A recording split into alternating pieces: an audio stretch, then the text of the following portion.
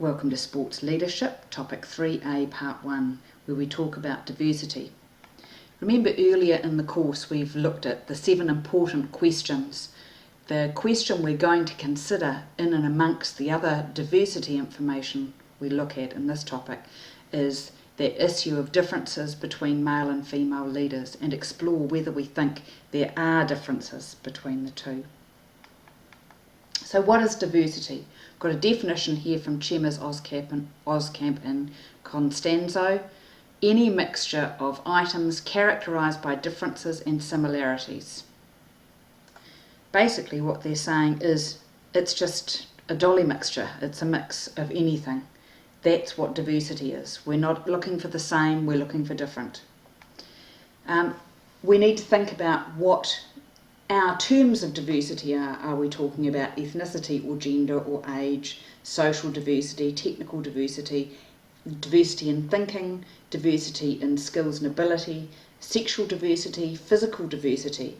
There are a range of things, and if we look at the Human Rights Act, it's illegal to discriminate on the grounds of age, colour, disability, employment status, ethical belief, ethnic or national origins, family status, marital status, political opinion, race, religious belief, sex or sexual orientation.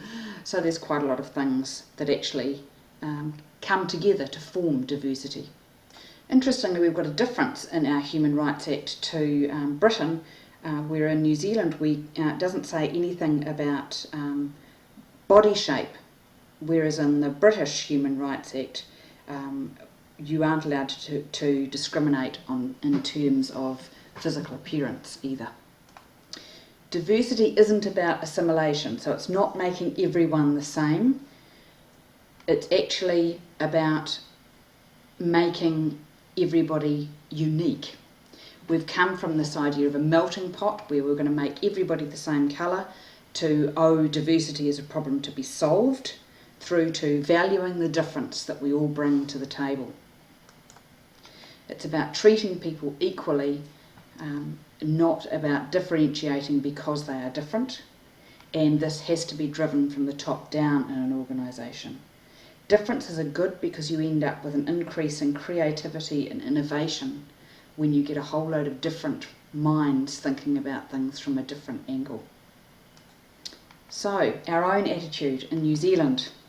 Smith in 1999 said we could celebrate a lot of things but probably not our tolerance of diversity, and New Zealanders, we like to think of ourselves as being fair, but in actual fact often we're quite stereotypical, we can be quite prejudiced, and we are not necessarily that tolerant of difference. So ethnocentrism, that's the belief that your own culture and subculture are superior to other cultures, not different to, but better. Biculturalism, now in many of the textbooks, biculturalism will say that that is a socio-cultural skill where people actually move back and forth between the dominant culture and their own ethnicity or ethnic culture.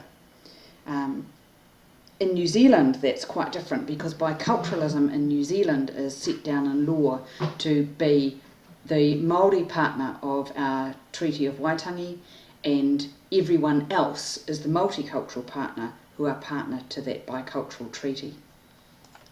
And the glass ceiling, which is an invisible barrier that separates women and minorities from reaching top leadership positions. Whether it's there or not depends on the perception of each individual.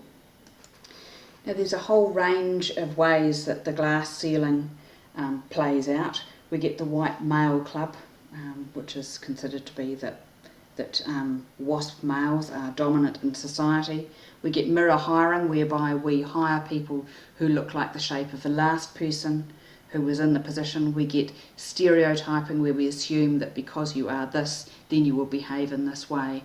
And we get actual prejudice, where people are prejudiced against people because of their skin colour or sexuality or age or height. Ethnocentrism carried to its extreme will become prejudice.